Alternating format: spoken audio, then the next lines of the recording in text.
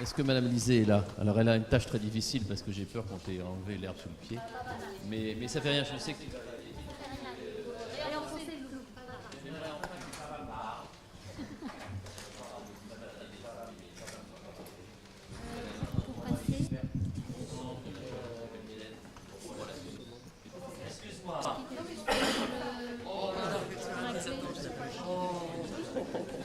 La flèche, elle est où? Là?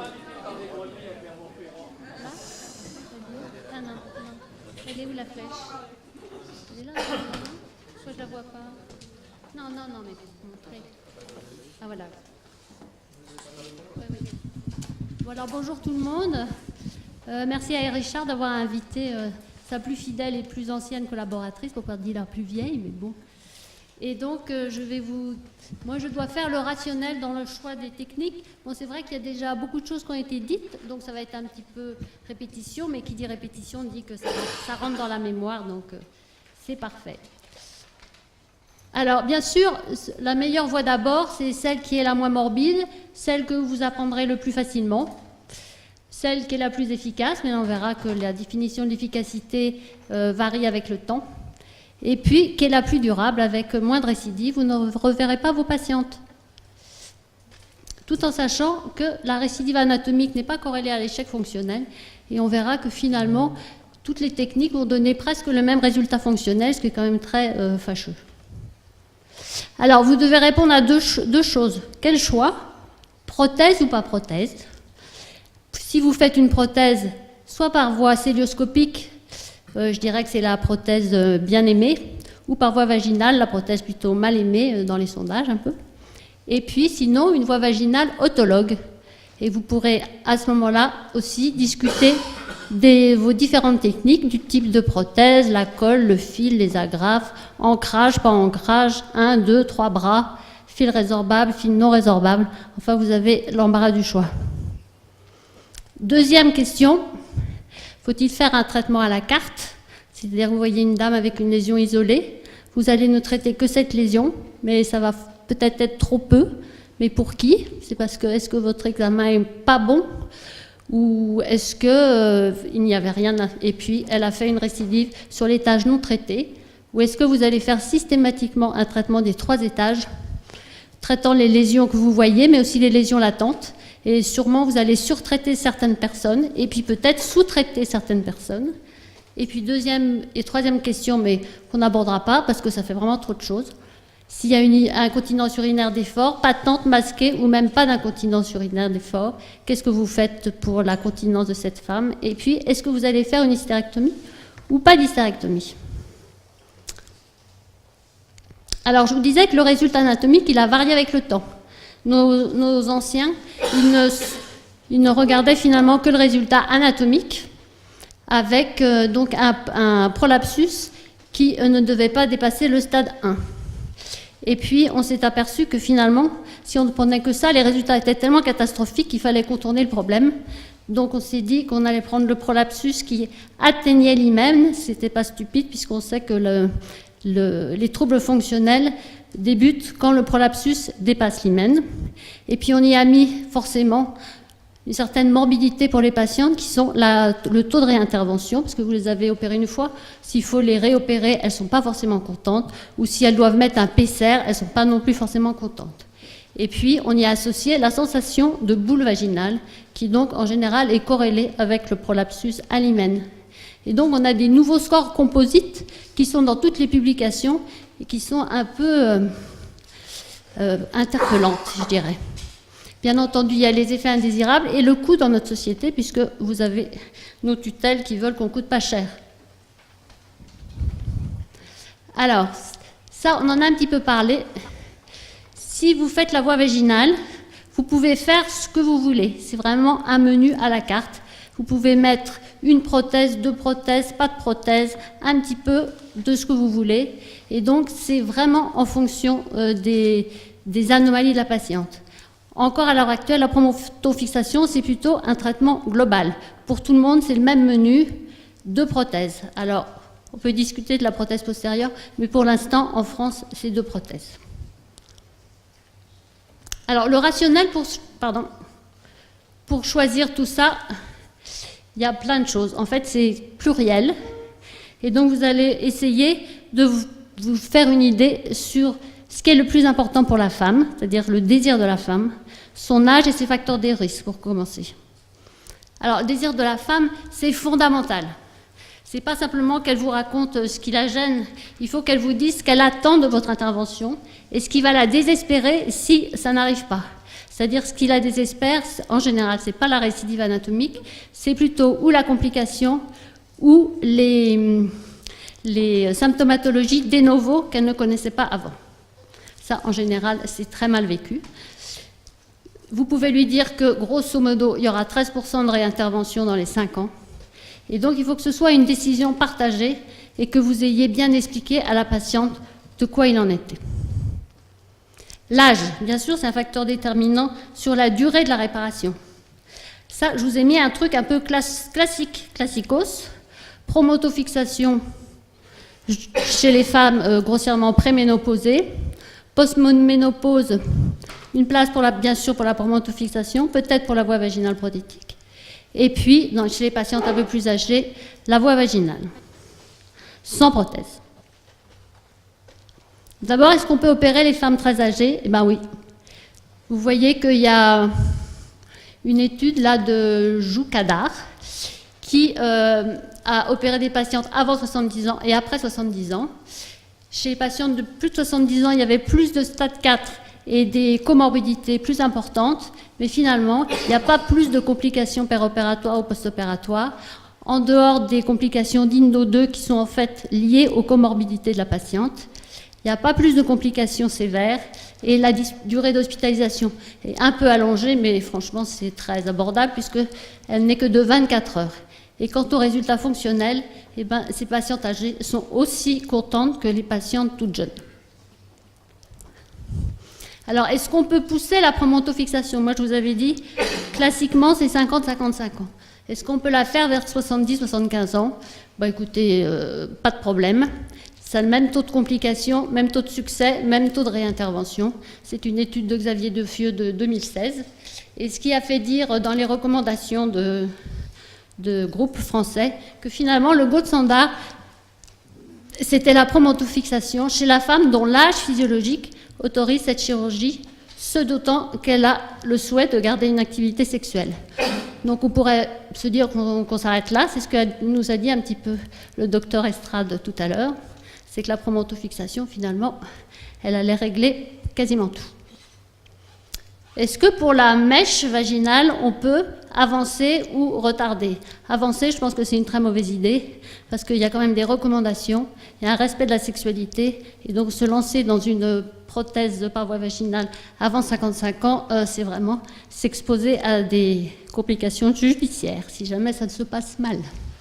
Par contre, est-ce qu'on peut le faire après?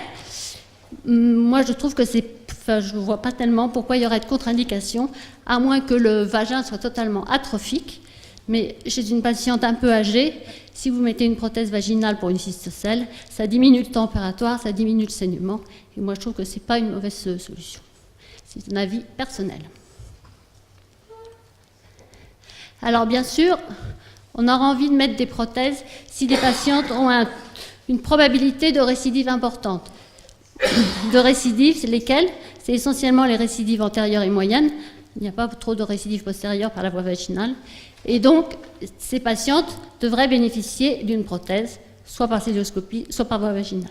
Les 3 éléments les plus importants, c'est bien sûr le stade du prolapsus, et puis l'hyperpression abdominale chronique, qui peut être due soit à une activité sportive très importante, soit à l'obésité, soit à des métiers à risque, soit à des patientes qui sont constipées de façon chronique, et donc cette hyperpression abdominale va altérer le résultat des techniques sans prothèse. Et puis il y a un autre élément qui semble quand même jouer un rôle, c'est le défect des élévateurs avec la désinsertion au niveau pubien et donc un hiatus urogénital qui est très augmenté. Bon, ça, on va passer. Hop. Ça, c'était juste pour vous montrer, effectivement, voilà. Si je trouve ma main, voilà. Donc l'évolution de la réparation par voie vaginale antérieure non prothétique en fonction du stade. Donc c'est vrai que si le stade au départ il n'est pas élevé, vous aurez des bons résultats dans le temps. Par contre, si vous opérez des stades 4, vous voyez qu'au bout de 2 ans, 3 ans, le résultat devient assez catastrophique. Alors on a parlé beaucoup de l'obésité. Est-ce que l'obésité veut dire réparation prothétique? Alors il y a des méta-analyses avec des revues qui montrent que, bon, on en a parlé ce matin, c'est que l'obésité a un risque relatif de survenue du prolapsus qui est de 1,47, mais finalement, ce n'est pas un facteur de risque important de complications péropératoires. Et si le chirurgien s'ennuie beaucoup en cœlioscopie, la patiente, elle, n'aura pas d'incidence sur le suivi post-opératoire. Le résultat à court terme, il n'est pas influencé, mais il est très probable que le résultat à long terme, du fait de l'hyperpression abdominale chronique, soit altéré. Et je dirais bien volontiers, moi, que les obèses, si on a le courage, il faut mieux faire une promontofixation qu'une voie vaginale prothétique. C'est pareil, on peut en parler. Alors bien sûr, les contre-indications, elles sont incontournables. Donc si elles sont là, ça va vous simplifier la vie. Si la patiente a une corticothérapie, si elle est diabétique non équilibrée, surtout si elle est tabagique, eh ben, vous ne mettrez pas de prothèse. Donc n'oubliez pas que le tabac, il y a un risque d'exposition multiplié par 5 pour la promontofixation et multiplié par 3 pour la voie vaginale. Et puis on en a déjà parlé, la plaie rectale péropératoire, ça contre-indique la mise en place de la prothèse. Donc tout ça, il faut que ce soit expliqué à la patiente avant la chirurgie. Ça, on en a un petit peu parlé. Donc c'est les autres contre-indications. Bon, l'anesthésie générale, le Trendelenburg. Alors à un moment, on a parlé du robot pour l'obésité. En fait, ça n'apporte pas grand-chose, sinon le confort du chirurgien, qui n'est jamais étudié dans les séries, mais qui devrait être étudié. Mais en ce qui concerne les résultats pour la patiente, ça ne change rien, que ce soit le robot ou la promontocélio classique. Le risque de la paroconversion est augmenté. Normalement, un risque de la paroconversion dans les célios, c'est autour de 2-3%. Et là, il est multiplié par 2. Mais finalement, ce n'est pas non plus énorme. Bien entendu, les ventres multi-opérés, ce n'est pas possible. Et du côté vaginal, si les patientes ont un vagin trop atrophique, ce n'est pas des bonnes indications. Bien entendu, je vous ai déjà dit, avant 50 ans, non. Et bien évaluer l'activité sexuelle préopératoire. Alors, est-ce qu'il y a des contre-indications à la voie vaginale autologue? Là, très franchement, moi, je n'en connais pas, sauf si on peut juste faire une anesthésie locale, auquel cas, il faudrait faire un colpocléisis à la patiente. Alors, le chirurgien, je pense qu'il est un facteur fondamental, en fait, peut-être le plus important, parce qu'on sait que son expertise va améliorer les résultats et diminuer la morbidité, mais va aussi diminuer le temps opératoire, donc le coût, donc la rentabilité. Donc tout le monde sera heureux. Alors, classiquement, il y a des gens qui sont plus à l'aise par cœlioscopie et d'autres qui sont plus à l'aise par voie vaginale. Et j'ai l'impression que les jeunes qui sont tombés dans le pot de la cœlioscopie dès leur premier semestre sont plus à l'aise avec la cœlioscopie qu'avec la voie vaginale. D'où l'importance des centres de référence et de compagnonnage. Et pour la petite histoire, quand on compare les urologues et les gynécologues mettent 3 fois plus de prothèses vaginales que les gynécologues, probablement parce qu'ils ne font pas trop la voie vaginale autologue. Enfin, moi, c'est comme ça que j'explique. Ensuite, si vous mettez des prothèses par voie vaginale, ben, il faut que vous soyez bien au fait des publications, de la jurisprudence, des différents implants, et puis des recommandations, puisqu'elles ont fleuri dans tous les pays du monde. Alors pour les chirurgiens, vous voyez, si le chirurgien est bon, il y a moins d'exposition de mèches. En ce qui concerne la learning curve, c'est plus long d'apprendre la promontofixation, mais ce qui est rassurant, c'est que pendant que vous apprenez, vous ne faites pas plus de complications, donc c'est bien. Les mèches vaginales, 18 procédures, peut-être ce serait suffisant. Et si on compare les centres de référence par rapport aux centres qui ont un débit moins important, le taux de réintervention est moins important dans ces centres de référence. Alors, est-ce qu'il faut se protéger et donc suivre à la lettre toutes les recommandations? Donc ça a commencé en 2007 avec l'HAS, pour les prothèses par voie vaginale, qui devaient être posées que de seconde intention après échec du traitement chirurgical antérieur ou risque élevé de récidive. Et puis il y a eu les alertes de la FDA, plein de recommandations dans tous les sens, la CENIR en 2016, et puis en 2016 aussi, nos sociétés savantes qui se sont regroupées, donc je vous ai toutes mises, j'en ai peut-être oublié, la FU, le GNOF, le CIFUD, la SNCFP et la SCGP, qui en fait, moi je les ai trouvées assez frileuses. Elles sont grosso modo un peu comme les autres recommandations, c'est-à-dire que en gros, elles décommandent quand même la mise en place de prothèses vaginales de première intention. Et bien entendu, il n'y a pas d'indication de prothèse vaginale pour les rectocèles de première intention. Alors, est-ce qu'on peut contourner ces recommandations ou est-ce qu'on doit être pieds et liés, mains liées, je veux dire?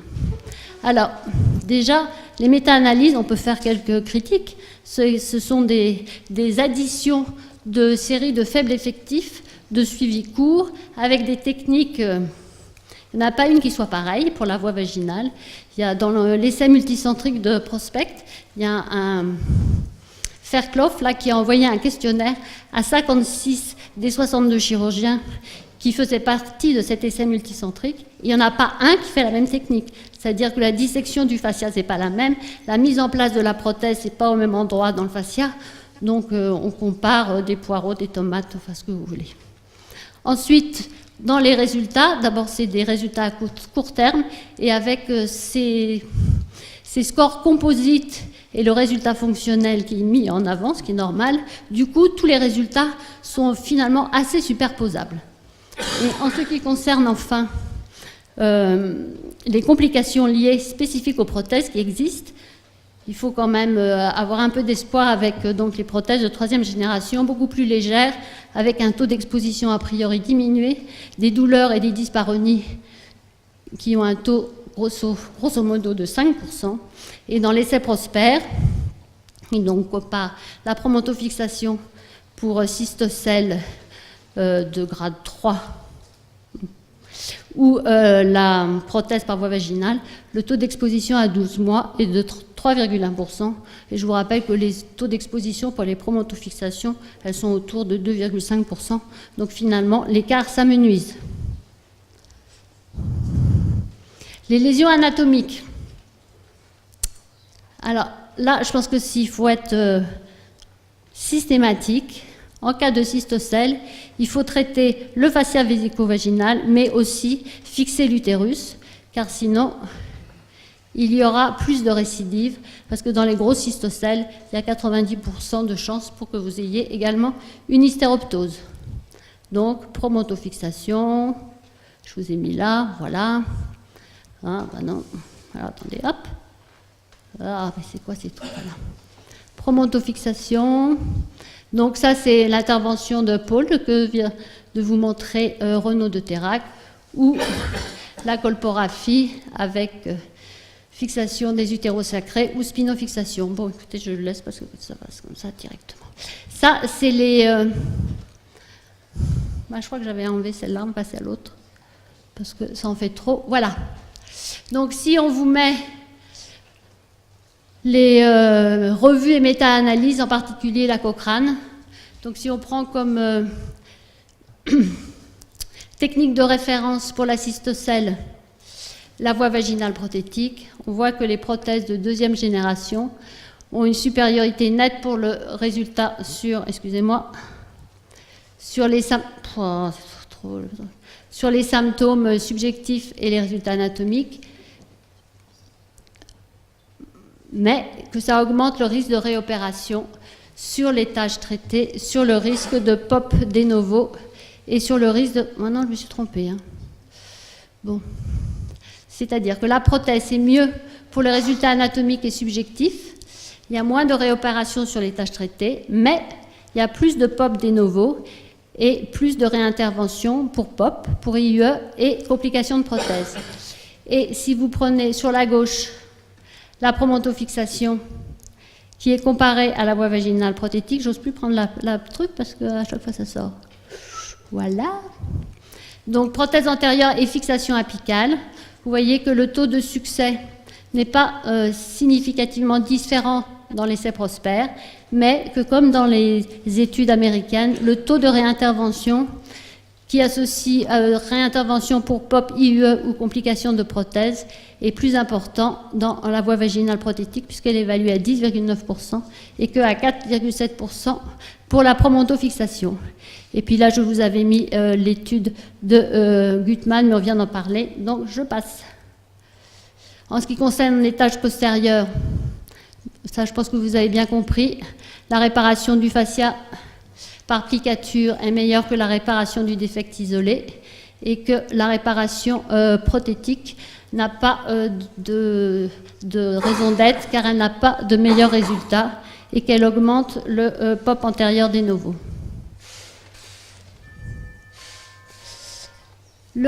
Si on fait un petit résumé, je pense qu'on peut faire ça. Promontofixation, c'est un traitement global. Le point faible, c'est le paravaginal défect, mais finalement, le plus souvent, il est asymptomatique. Il ne traite pas la rectocèle basse. Et quand il y a un allongement du col, la patiente sera malheureuse car elle aura toujours le col qui frottera dans le vagin. En ce qui concerne la voie vaginale prothétique, c'est un traitement global, mais avec des complications spécifiques et de taux de réintervention. Et en ce qui concerne la voie vaginale autologue, le traitement global a quand même quelques points faibles, avec en particulier la réparation de la cystocèle. Cela étant, il y a une étude qui vient de sortir à 4 ans de Schiavi, qui donne un taux de résultat anatomique subjectif et objectif d'une réparation par voie vaginale, un peu comme on l'a fait, autour de 90%. Donc, ce qui est quand même très satisfaisant.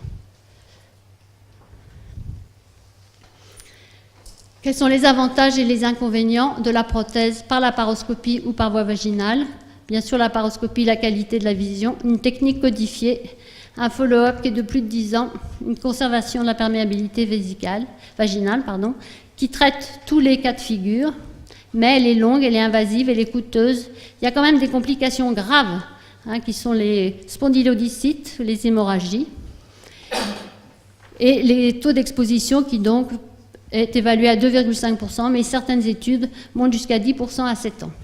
Et en ce qui concerne la voie vaginale prothétique, donc elle est mini-invasive, elle est plus courte, elle a des indications ciblées, et elle est par contre opérateur dépendant.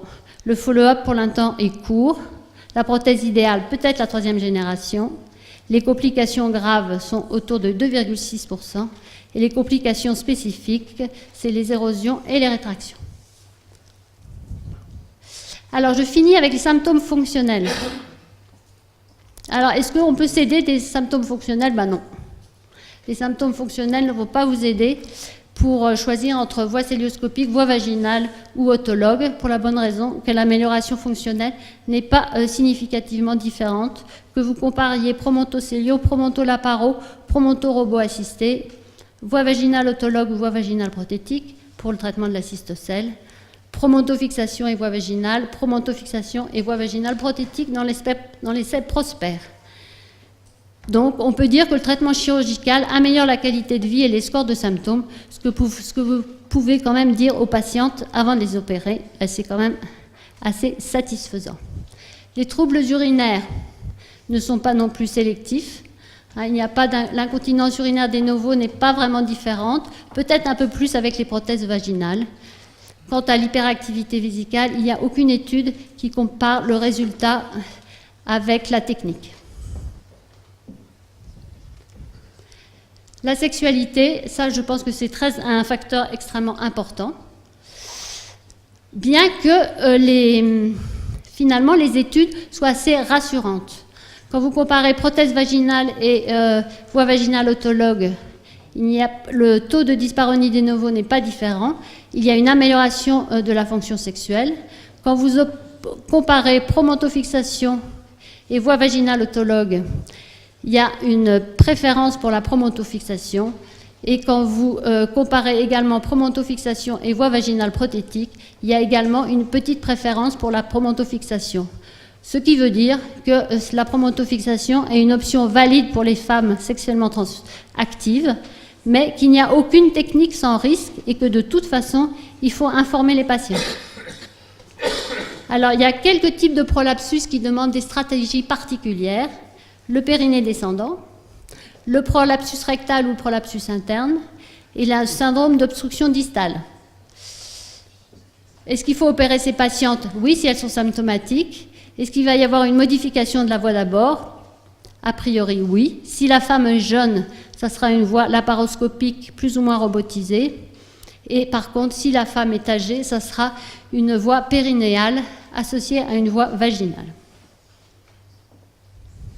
Voilà, donc bon choix et creusez-vous bien la tête.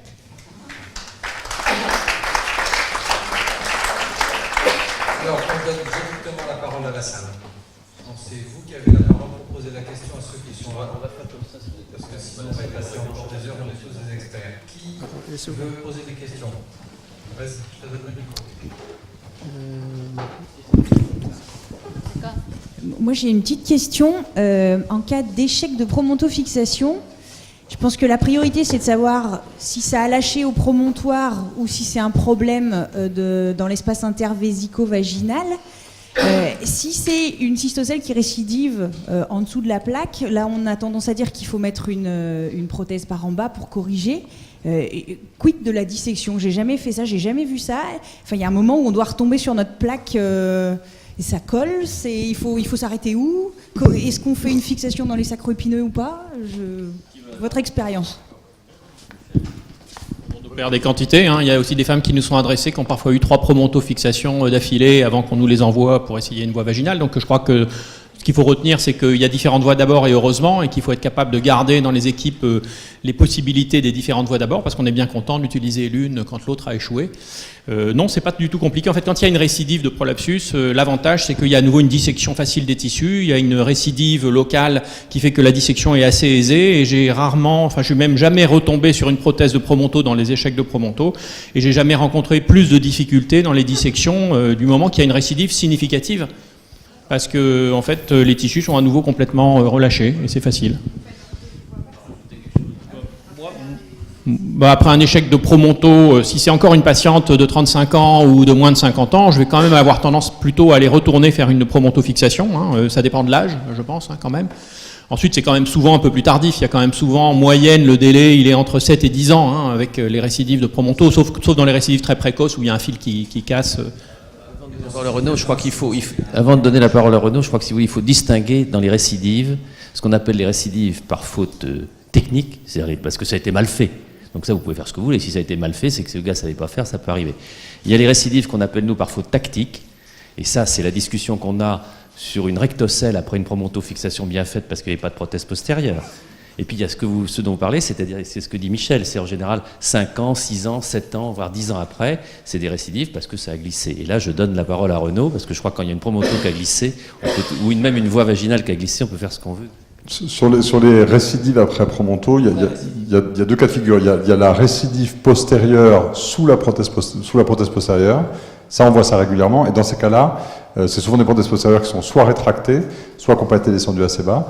Et là, on est régulièrement sollicité. En général, là, on retrouve la prothèse postérieure. Donc, soit on fait un traitement autologue sur la prothèse postérieure, soit nous, on a plutôt tendance à mettre une prothèse en complément par voie basse, de la prothèse postérieure de promonto jusqu'au périnée. Et puis après, la deuxième situation, c'est la récidive de cystocèle sous la promonto. C'est souvent là des récidives qui sont assez tardives. C'est des patients qui ont des promontos 10 ans, 15 ans avant. Là, ce qui est important, en général, on ne retrouve pas la prothèse si on dissèque. Et pour répondre à la question, qui est une excellente question, est-ce qu'il faut refixer le compartiment médian ou pas?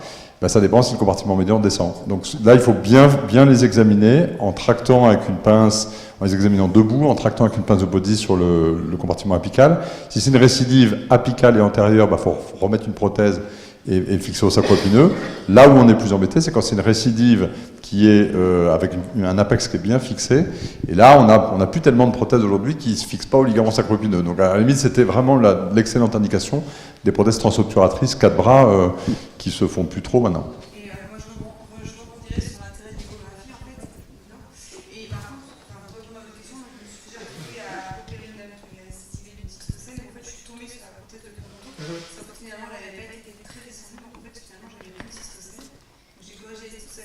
renfort prothétique, et mon renfort prothétique parovaginal, je l'ai rattaché à la prothèse de Bronto que j'ai retrouvée, qui en fait était vraiment, pour le coup, un niveau 1 de lancer.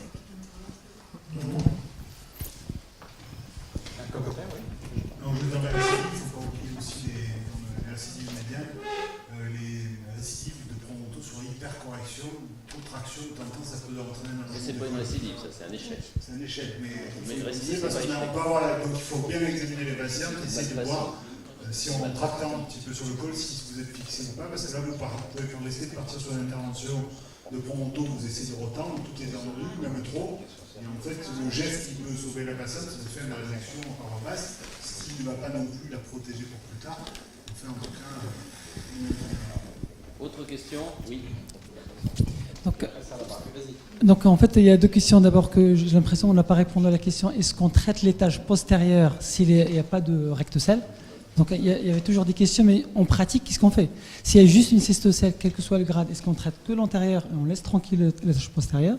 Deuxième question, si on fait un temps postérieur, est-ce qu'on fait la douglasectomie? Et quelle technique? Merci.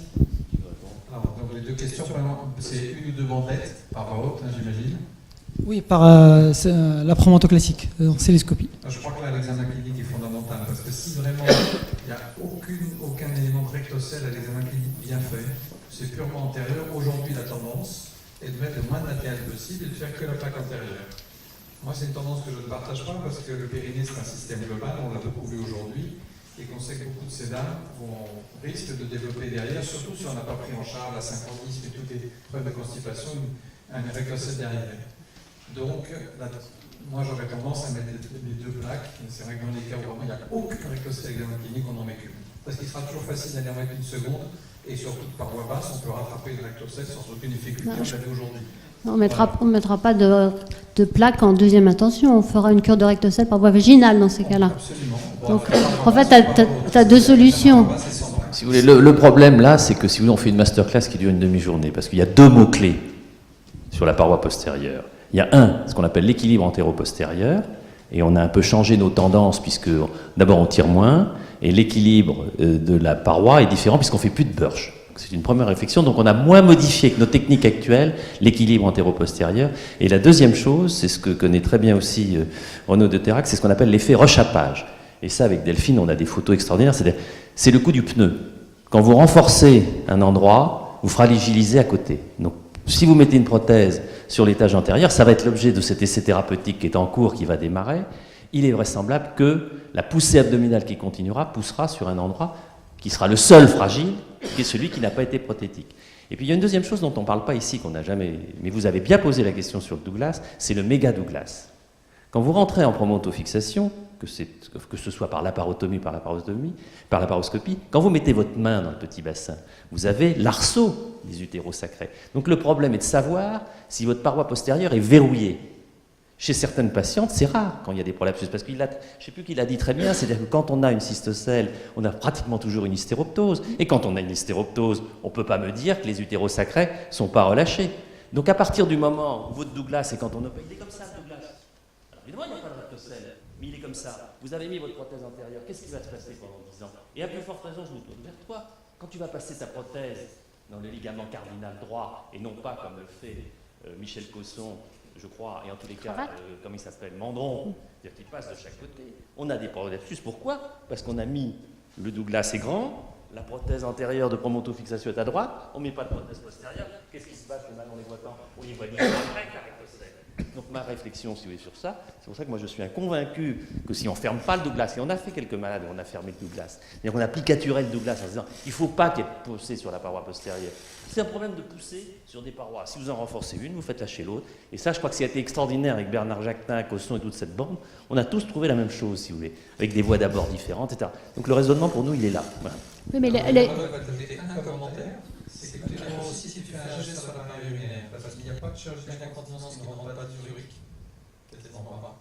Et donc si tu induis une potentiel d'ururie, il y a pas d'ururie, avec un geste urinaire, tu peux majorer le risque de favoriser la barrière, c'est-à-dire bien avant. Donc je pense que c'est vraiment une réflexion globale. Il faut le dire, il n'y a pas une seule chirurgie qui diminue pas le gène. Et moi je voulais aussi... Il y a des pertes de puissance de jet qui étaient Attends, moi je voulais aussi ajouter une chose, c'est qu'il y a eu des études anatomiques de la promontofixation, et la promontofixation antérieure, en fait, elle ouvre le Douglas, donc c'est un facteur de récidive postérieure. Et nous, on voit bien, on a repris beaucoup de prolapsus postérieurs, mais c'est dans un délai de 5 à 10 ans par rapport à la promontofixation. Hein. C'est pas au bout d'1-2 ans, c'est dans 5 à 10 ans après. Mais c'est peut-être pas très grave de faire un temps à ce moment-là par voie vaginale simple. Hein.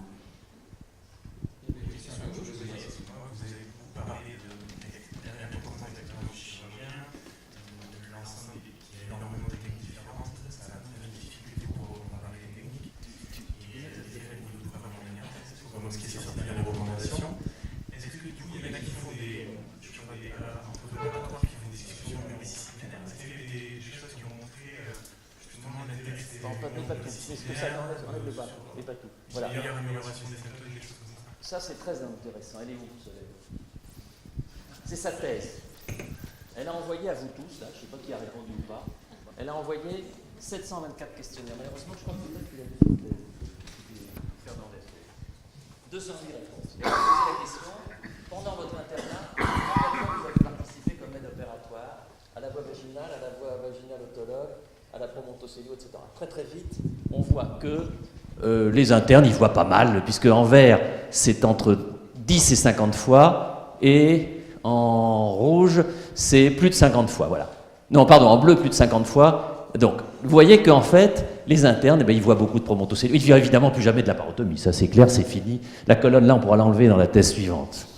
Et ici, on voit ça. Puis après, on leur demande combien de fois vous avez fait la technique pendant que vous étiez ou interne ou chef de clinique. En gros, c'est des internes de dernier semestre, c'est des chefs de clinique. Et vous voyez qu'en fait, ils font le plus qu'ils font, c'est la voie vaginale autologue. Ils font très peu de promontocélio. Mais par contre, quand on leur demande qu'est-ce que vous savez mieux faire, en quoi vous avez le plus confiance, c'est la promontocélio. Et c'est là où vous êtes forts, les gars, les célioscopistes. Parce que quand vous envoyez, c'est complètement standardisé. Le drame de cette chirurgie vaginale autologue, c'est qu'elle n'est pas standardisée. C'est qu'on est là à dire on met des points, on dit ça. Donc je trouve dans cette thèse qui était le message le plus important, Solène, que tu as donné pour moi, c'est justement de montrer que cette voie vaginale autologue, malheureusement, elle est difficile à enseigner. Et on a voulu, en faisant des prothèses, c'est bien ce qu'on a voulu tous, c'est créer le kit, en particulier vous et Bernard surtout. Le kit génial qu'on peut donner aux internes avec la clé de recette, parce que c'est ce qui s'était passé pour la TVT.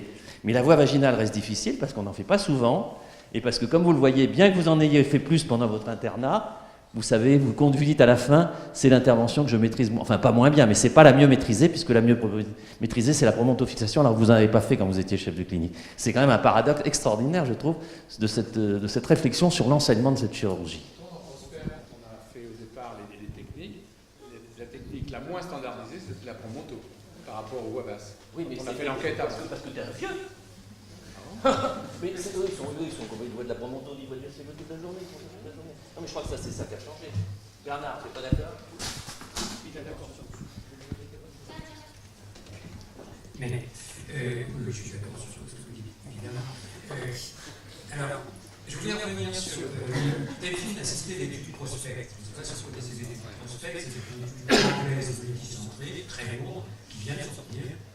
Et l'idée pour les Anglais, qui n'aiment absolument pas la prothèse vaginale, mais pas la française, elle n'est pas facile. Ils voulaient se démontrer que la prothèse vaginale n'avait pas d'avantage. Ils se sont, à mon avis, tiré une balle dans le pied considérable pour la chirurgie autologue vaginale, parce qu'ils arrivent quand même, en chirurgie autologue vaginale, à avoir à 6 mois 30% de récidive, étant entendu qu'on peut changer de score, car initialement ça devait être les stades 2 qui étaient des récidives, mais là ils étaient à 50%. Donc on se dit, c'est pas grave, on va mettre extérioriser, prolapsus 0 plus 1, etc., à la vue ou extériorisé, d'accord, 30% à 6 mois, et à 1 an, 80% des patients ont des symptômes de prolapsus. Voie vaginale autologue, en anglais, c'est d'accord.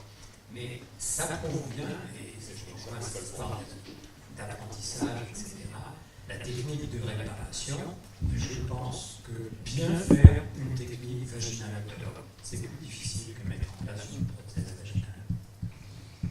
Oui, il y a un sujet qu'on n'a pas évoqué du tout, c'est comment je prépare mon malade, l'antibioprophylaxie, tous les petits aspects techniques qui, pour les plus jeunes que vous êtes, sont très importants. Donc n'oubliez pas l'antibrophylaxie. Dans les taux d'érosion, il y a sûrement des standardisations qui n'avaient pas été faites dans l'antibrophylaxie. Et puis je reviens juste sur l'étude qui a montré la comparaison entre les deux cohortes, laparoscopie et voie basse prothétique. Méfiez-vous, c'est deux cohortes parallèles qui sont absolument pas randomisées. Donc il y a des taux de 2% avec 6% d'érosion. C'est l'étude que j'ai vue en tête. C'est deux groupes parallèles qui n'ont rien à voir les uns avec les autres. Donc méfiez-vous dans l'interprétation d'une étude comme ça. Alors, juste pour répondre à votre question, vous dites M. Jacquin, je crois qu'on a la littérature qu'il n'y a pas de preuve de l'intérêt des processus multidisciplinaires vraiment. Nous, dans notre pratique, en fait, si c'est très clair, au vu des antécédents, etc., sur chaque chirurgien, on va privilégier les voies blocs, parce qu'on n'a pas de santé, le chirurgien est ouvert. Par contre, dès lors que c'est compliqué, une récidive ou comme ça, bien sûr, on va rentrer dans la décision. On pourrait même poser la question, on parlait de problèmes médico-légaux, savoir qu'il ne faut pas staffer certaines indications de prothèses de voie vaginale pour pouvoir avoir quelque chose d'un petit peu plus solide, une décision solitaire prise devant la patiente.